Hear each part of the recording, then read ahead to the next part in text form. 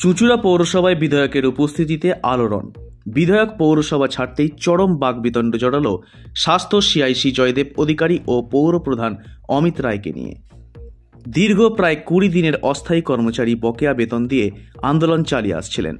মুখ্যমন্ত্রীর নির্দেশে এবং সুধার দায়িত্বপ্রাপ্ত জলি চৌধুরীর হস্তক্ষেপে প্রায় 3 কোটি টাকা লোন মঞ্জুর করা হয়েছে। এই অর্থ দিয়ে অবশেষে কর্মচারীদের 2 মাসের বেতন মিটিয়ে দেওয়ার সিদ্ধান্ত নেওয়া হয়েছে। বিধায়ক অসিত মজুমদার এই দিন পৌরসভায় উপস্থিত হয়ে সমস্ত দপ্তরে পরিদর্শন করেন। অর্থ দপ্তর, স্বাস্থ্য দপ্তর সহ অন্যান্য দপ্তর পরিদর্শন করে কর্মচারীদের সময় মতো হাজিরা এবং সঠিক পরিষেবা প্রদানের ওপর জোর দেন। বেশ কিছুক্ষণ পরে বিধায়ক পৌরসভা ছাড়ার পরেই পৌরপ্রধান অমিত রায় বলেন, পৌরসভা একটি স্বশাসিত প্রতিষ্ঠান, বিধায়ক আমাদের অভ্যন্তরীণ কাজে হস্তক্ষেপ করতে পারেন না। এই বক্তব্যের পরই পৌরসভার অভ্যন্তরে উত্তেজনা সৃষ্টি হয়। পৌরপ্রধান এবং স্বাস্থ্য সিআইসি জয়দেব অধিকারীর মধ্যে চরম বাকবিতণ্ডা শুরু হয়ে যায়। সঠিক সময়ে হাজিরা এবং স্বাক্ষর সংক্রান্ত বিষয়ে তাদের মধ্যে তীব্র তর্ক হয়, যা রীতিমতো অশান্তির রূপ নেয়। এই ঘটনার ফলে চুঁচুড়া পৌরসভার অভ্যন্তরীণ অস্থিরতা আরও প্রকট হয়েছে। অস্থায়ী কর্মচারীদের বেতন সমস্যার সমাধান হলেও পৌরসভার আর্থিক সংকট এবং দায়িত্বপ্রাপ্ত আধিকারিকদের মধ্যে বিরোধ ভবিষ্যতে পরিষেবা প্রদানে কী প্রভাব ফেলবে তা নিয়ে সাধারণ মানুষ এবং কর্মচারীদের মধ্যে উদ্বেগ তৈরি হয়েছে।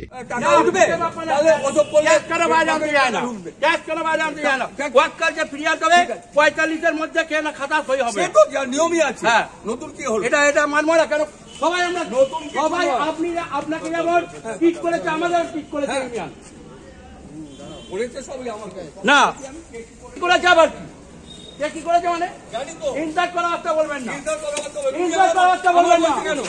তাহলে আমি বলছি কেন তুমি? তাহলে আপনি বলছেন কেন? তুমি এমন করে কথা বলছেন না। আপনি কি তুমি আমায় বলেছে, আমায় বলেছে, আমাকে বলেছে, তোমায় আমি আমাকে বলেছে, ভাইকে আমাকে বলেছে, আমাকে বলেছে। হ্যাঁ ওসব দেখতে না, আমি ভয় পাই না। তুমি তোমার নিজের দায়িত্ব, আপনি নিজের কাজ করো, তুমি নিজের দায়িত্ব পালন করো। তোমার যখন একটা জায়গায় খাতা রাখা আগেও তাই হতো, একটা জায়গায় খাটি আছে সব এই ভিড় হয়ে যাচ্ছে, একটা টাইমে সেই লাইন দিয়ে সই করছে। বিধায়ক বলছে 10টা-15 মধ্যে সবাই ঢুকছে না। বিধায়ক তো পৌরসভা দেখে না। পৌরসভার দায়িত্ব আমাদের ইও আছে, এফও আছে, হেড ক্লার্ক আছে, তারা দেখবে এগুলো। ওনার এটা ওনার জায়গায় বিধানসভায় যারা দেখার স্পিকার তো আর কে আসছে না আছে মমতা ব্যানার্জি নবান্নে দেখে না। হ্যাঁ ডিএমও তার অফিসে দেখে না, ফেরা হাকিমও তার দেখে না। না জানি না, আমি ওনাকে বলেছি তোমার এটা ইনডিগনিফাইড, হ্যাঁ কারণ এটা স্বশাসিত সংস্থা, হ্যাঁ এখানে এইভাবে এটা করা যায় না। হ্যাঁ তুমি এলে অন্য কালকে একটা অন্য লোক আসবে, এসে বলবে আমি দেখবো। না এটা হয় না, এটা স্বশাসিত সংস্থা, এটা যা করবে পৌরসভার আধিকারিকরাই করবে। আর আমরা যারা তারা 10টা-5টা ডিউটি করি না, আমরা আমাদের সর্বত্র ফিরে থাকি। কথা আগেও বলেছেন, সরকারি যারা এখানে কাজ করছে, হ্যাঁ পুরসভা, তাদের তো সময় আসা উচিত। হ্যাঁ সময় আসে তো, ক্যাজুয়ালরা একটা আলাদা জায়গায় করে, যারা স্টাফ তারা সবসময় তারা সময় আসে, যারা আসে না তাদের সেখানে বাদ করে যায়। ওয়ার্ক কালচার নেই, টাকা কালেকশন হচ্ছে না। ওয়ার্ক কালচারটার সাথে টাকা কালেকশনের কি সম্পর্ক? টাকা কালেকশন যারা বিভিন্নভাবে টাকা পাওয়া যায় তারা টাকা সেই কালেকশন করে, কিন্তু টাকা বাইরের লোক কালেকশন করবে না। টাকা পৌরসভার যারা আধিকারিক আছে, পিডব্লিউডির যারা আধিকারিক আছে, তারা যেখানে যেখানে বিভিন্ন দপ্তরের টাকা কালেকশন তারা করবে। 100 কোটি টাকা ডিউ পড়ে আছে বলতে, ডিউ তো পশ্চিমবঙ্গ সরকারের কাছেই তো ডিউ পড়ে আছে, যারা এখানকার অফিসগুলো। সে লিস্ট আমরা ডিএম এর কাছে পাঠিয়ে দিয়েছি। এসিডিসিএল এর টাকা বাকি আছে, সে লিস্ট আমি এসিডিসিএল এর কাছে পাঠিয়ে দিয়েছি।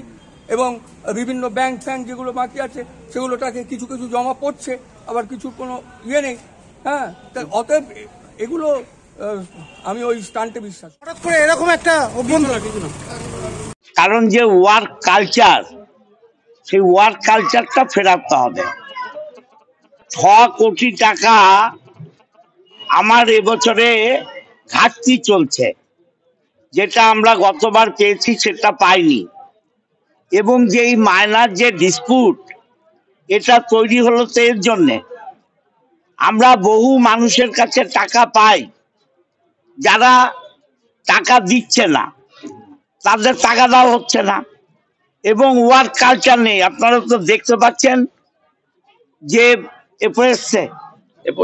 এফও এলো, এদের বারবার বলছি 10টা-15টার মধ্যে আসুন। ইও এবং এফও অফিসের অ্যাডমিনিস্ট্রেশনের হেড তারা যদি দেরি করে তাহলে স্টাফরা স্বাভাবিক কারণেই দেরি করবে। টাকা উঠবে ব্যুরো রিপোর্ট, হুগলি টাইমস। সে তো নিয়মই আছে।